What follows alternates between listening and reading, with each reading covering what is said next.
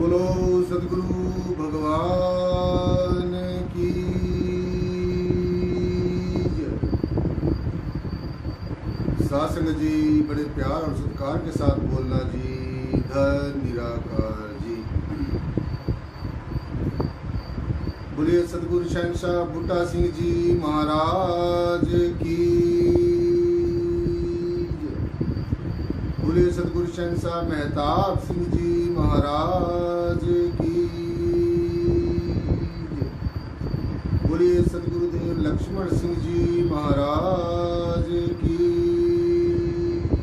जय। सदगुरुदेव प्रियतम नाथ जी महाराज की। सर्व संत समाज की।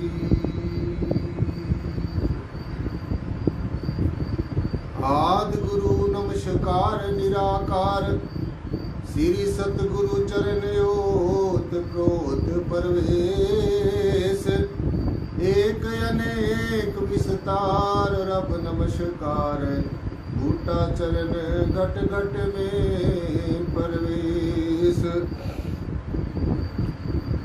धन धन मेरे सदगुरु पूर्ण गुरु मेहताब बार बार करूं वंदना नमस्कार हर बार बार करूं वंदना नमस्कार हर बार। आप न आते जगत में जल मरता संसार जग तारण को आ गए मेरे पूर्ण गुरु मेहताब जग तारण को आ गए लक्ष्मण सिंह महाराज जग तारण को आ गए सदगुरु प्रियतम सासंग जी बड़े प्यार और सत्कार के साथ बोलना जी। धन निराकार जी।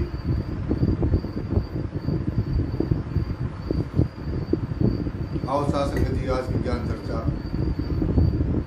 का शुभारंभ करेंगे और सदगुरु भगवान के पावन श्री चरणों में अरदास करेंगे, बेनती करेंगे, प्रेयर करेंगे। हे सदगुरु, आज की ज्ञान चर्चा सुनने और सुनाने का आपने हमें बड़ा ये परम सौभाग्य दिया है, तो इसके लिए हम आपका बहुत बहुत दिल से शुक्रिया अदा करते हैं, धन्यवाद करते हैं।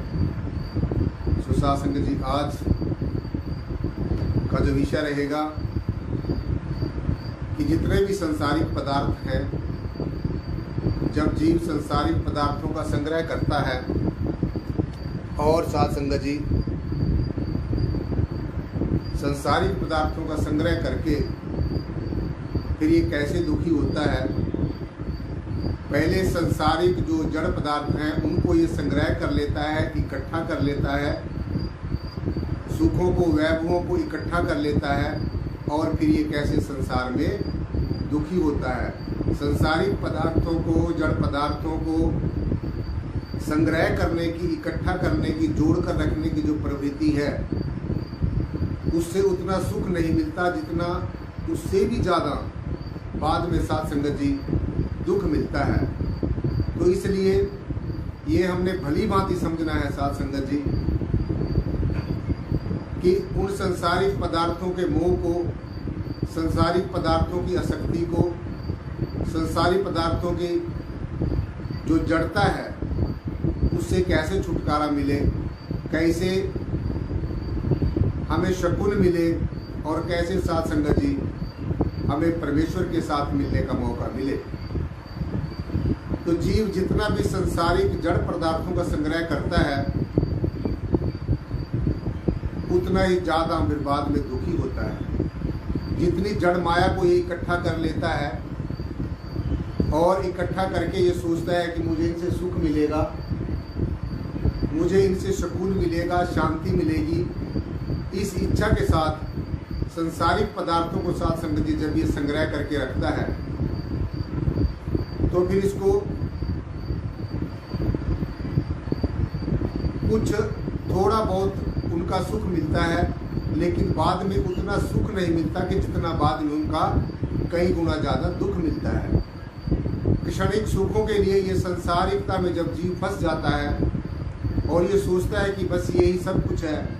लेकिन जब इसको वो संसारिक पदार्थ छोड़ने का कगार पर ये पहुंचता है साथ संगत जी, फिर इसको ये होता है कि अब बड़ा दुख होगा। तो संग्रह करने में जितना ये सोचते हैं कि हमें सुख मिलेगा, हमें सांसारिक शांति मिलेगी, लेकिन ऐसा नहीं होता। बाद में वही पदार्थ जो हमने संग्रह किए हैं वही दुखों का कारण बन जाते हैं।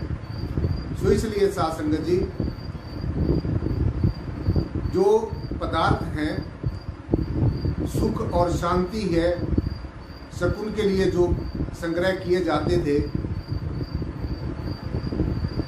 तो पुराने समय में चाहे सुखों के साधन ज़्यादा नहीं थे, परंतु लोग फिर भी बहुत ज़्यादा सुखी होते थे, शकुन से जीवन जीते थे, ज्वाइंट फैमिलीज होती थी और थोड़े से साधनों में ही जो है बहुत लोग गुजारा कर सकते थे। लेकिन आज के समय में, आज के चलते दौर में जो आज का मानव है वो इतना साथ संगत जी पदार्थवाद के और भौतिकवाद के वशीभूत हो गया, इतना फंस गया है कि अब उसका जीवन बद से भी बदतर होता जा रहा है। सो इसका सिर्फ और सिर्फ यही कारण है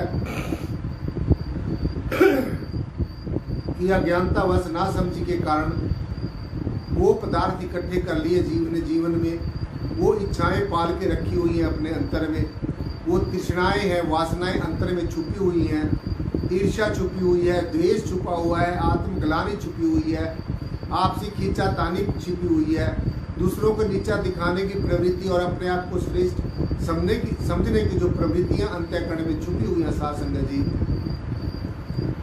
तो उन्हीं के कारण इसको शकुन नहीं मिलता, शांति नहीं मिलती। और ये शांति को प्राप्त करने के लिए, सुख को प्राप्त करने के लिए जीव जो हर समय संसारिकता की तरफ दौड़ता रहता है, संसार में ही रत रहता है, संसारिक पदार्थों की तरफ ही ये दौड़ता रहता है और संसारिक साधनों के पीछे ये जो जीव जोड़ रहा है, अगर उतने में इसको खुशी मिलती तो फिर साथ संगत जी एक जगह ठहर जाता। लेकिन इतने साधन होने के बावजूद, इतने महल माड़ियाँ होने के बावजूद, इतने वैभव होने के बावजूद भी ये जीव सुखी क्यों नहीं है? क्योंकि जिसको भी आप मिलोगे साथ संगत जी, चाहे अमीर को मिलो, चलो गरीब का तो दुखी होना एक अमूमन बात है क्योंकि उसके पास साधन नहीं है, लेकिन जिनके पास कई गुने साधन है वो साथ संगत जी एक आम आदमी से, गरीब आदमी से भी ज़्यादा दुखी देखने को मिलेंगे। सो जो मनुष्य की जो कोशिश है साथ संगत जी, ये सीधा सीधा हमने समझ लेना चाहिए कि ये जो मनुष्य जन्म है, ये जो मनुष्य जीवन है, ये संसारिक पदार्थों के साथ में आसक्त होने के लिए, संसारिक पदार्थों के आकर्षण में फंसने के लिए और इन इंद्रियों के घाट पे ही गोते खाने के लिए और रिश्ते नातों के मोह फांस में फंसने के लिए ये मनुष्य जीवन नहीं मिला है। ये तो जो जीव है वो गलत दिशा में जा रहा है। ये जो जीव है अज्ञानतावश, नासमझी के कारण, ज्ञान की कमी के कारण ये गलत दिशा में जा रहा है। जाना इसको किसी और दिशा में था। चाहिए तो इसको ये था कि मनुष्य जन्म में आकर मैंने सिर्फ और सिर्फ परमेश्वर की बंदगी करनी है, खुदा की इबादत करनी है, श्वास श्वास में मालिक को याद करना है, श्वास श्वास के ऊपर परमेश्वर का धन्यवाद करना है। करना तो इसने ये चाहिए था, लेकिन इसको ज्ञान की कमी होने के कारण, अज्ञानता के कारण, नासमझी के कारण और ये समझने के कारण कि बस संसारिकता ही सब कुछ है, इन्हीं सभी कारणों के कारण साथ संगत जी ये जो है इस संसारिकता में ही फंसा हुआ है और गलत दिशा की तरफ जा रहा है। तो सुख और शांति का जो स्रोत है वो बाहर नहीं है। ये हमने अच्छी तरीके से समझ लेना चाहिए कि जो सुख है, जो परमानेंट आनंद है, देखिए बाहर की जो इच्छाओं को पूरी करने के लिए बाहर की संसारिकता में कुछ क्षणिक सुख मिल सकते हैं, लेकिन परमानेंट आनंद नहीं मिल सकता, क्योंकि आनंद जो है वो हमारी आत्मा का स्वभाव है, प्रेम हमारी आत्मा का स्वभाव है, ज्ञान हमारी आत्मा का स्वभाव है। तो ये जो हमारी आत्मा का जो स्वभाव है, जो नेचुरल है, जो सहज है, जो सहज रूप में हमारी आत्मा का स्वभाव है साथ संगत जी, वो परिपूर्णता है, पवित्रता है। अगर संसार में कोई चीज परिपूर्ण है वो हमारी आत्मा है। अगर इस अखिल ब्रह्मांड में कोई चीज पवित्र है वो हमारी आत्मा है। इसलिए सुख और शांति का जो स्रोत है वो हमारे अंदर है, बाहर नहीं है। बाहर खोजत क्या फिरे, खोज ले घट माही। तो अगर मिलेगा परमेश्वर, अगर मिलेगा तो अपने अंतर में स्थिर जब होंगे, अपने अंतःकरण में जब गोता लगाएंगे, अपने अंतर में स्वयं के अंदर डूबेंगे, स्वयं के अंदर जब खो जाएंगे, साधना आराधना करते हुए जब स्वयं के अंदर साधक खो जाएगा, तो फिर उसको साथ संगत जी परमानेंट जो आनंद है, जो चिरस्थायी शांति है, जो स्थायी आनंद है, हमेशा रहने वाला आनंद है, वो तब मिल सकेगा। बाहर के पदार्थों में, बाहर के रसास्वादनों में, संसारिकता में किसी भी तरीके के सुखों में, वैभवों में, साधनों में आनंद नहीं मिल सकता। उनमें कोई क्षणिक सुख मिल सकता है, लेकिन परमानेंट पीस, जो चिरस्थायी जो शांति है, जो परमानेंट जो आनंद है, वो बाहर के पदार्थों में नहीं मिल सकता। क्योंकि इन सब के जितना भी ये जड़ और चेतन है, इस अखिल ब्रह्मांड में ये जड़ और चेतन जो व्यापक है, इसका जो सोर्स है, इसका जो स्रोत है, वो हमारे अंदर है। बाहर तो साथ संगत जी एक ये पसारा है, बाहर तो एक ही जो सारा प्रपंच देखने को मिल रहा है, जो ये रंग रूप आकार प्रकार की जो प्रकृति देखने को मिल रही है, ये सारे का सारा ये परमेश्वर नहीं है, ये परमेश्वर की क्रिएशन है, ये परमात्मा नहीं है, ये तत्व है और ये तत्वों का मेलजोल है आपस में। ये परम तत्व नहीं है जो आंखों से दिख रहा है, ये क्रिएशन है। ये भी साथ साथ में साथ संगति सत्य है कि ये जो क्रिएशन है, ये मालिक ने, परमेश्वर ने, परब्रह्म निर्गुण आकार विश्वाधार परम तत्व ने इसको खुद ही इसकी रचना की है।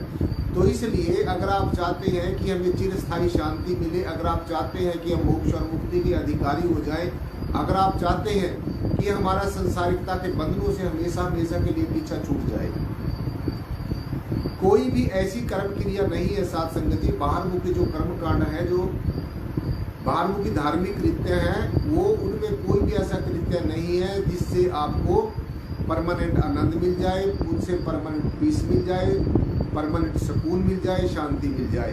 तो सिर्फ और सिर्फ एक ही तरीका है, एक ही योग है, एक ही युक्ति है, और वो है अपने अंतःकरण में प्रवेश होना, अपने अंतर्मुखी होना साथ संगत जी, और परमेश्वर की बंदगी करना, खुदा की इबादत करना। सिर्फ और सिर्फ इसी तरीके से जीव है जो वो हमेशा हमेशा के लिए शांति को प्राप्त हो सकता है, वो ज्ञान लाभ को प्राप्त हो सकता है। तो जितने भी बाहर के साधन हैं वो सारे व्यर्थ हैं, उससे हमारे संसारिकता के काम तो चलते हैं, लेकिन वो हमेशा रहने वाले नहीं है। तो इसलिए साथ संगत जी, सुख और शांति का जो स्रोत है वो हम सबके अंदर है। व्यर्थ में जीव उसको बाहर के साधनों में ढूंढ रहा है, व्यर्थ में ही जीव उसको बाहर की बहसबाजी में ढूंढ रहा है, व्यर्थ में ही जीव उसको बाहर की अनर्गल बातों में ढूंढ रहा है। तो ये सीधा सीधा आप सब ने समझ लेना चाहिए कि जब भी आपको परमेश्वर का दर्शन दीदार होगा अपने अंतःकरण में जाकर, तो वो अंतर्मुखी होकर ही होगा। इसीलिए हमारे संतों ने, रहबरों ने, गुरुओं ने, पीर पैगंबरों ने और या अवतारों ने, समय समय के अनुसार आए हुए तत्वदर्शी संतों महापुरुषों ने हर एक युग में भोले भट के जीवों को यही संदेश देते रहे, यही उपदेश देते रहे साथ संगत जी, कि जो सुख और शांति है वो अंतर्मुखी होने से होगी। बाहर तो ये सारे का सारा पसारा है, सुखों में, वैभवों में, साधनों में शांति नहीं मिल सकती। साधनों की बजाय जब साधना की जाएगी, देखो ध्यान से समझना इस बात को, साधनों की बजाय साधना की जाएगी। सुख, शांति, आनंद, सुकून वो साधनों में नहीं है, वो आपको साधना से मिलेगा। इसीलिए व्यर्थ की बातों को छोड़कर जो यथार्थ है उसको अपनाना है सत्संग जी। संतों महापुरुषों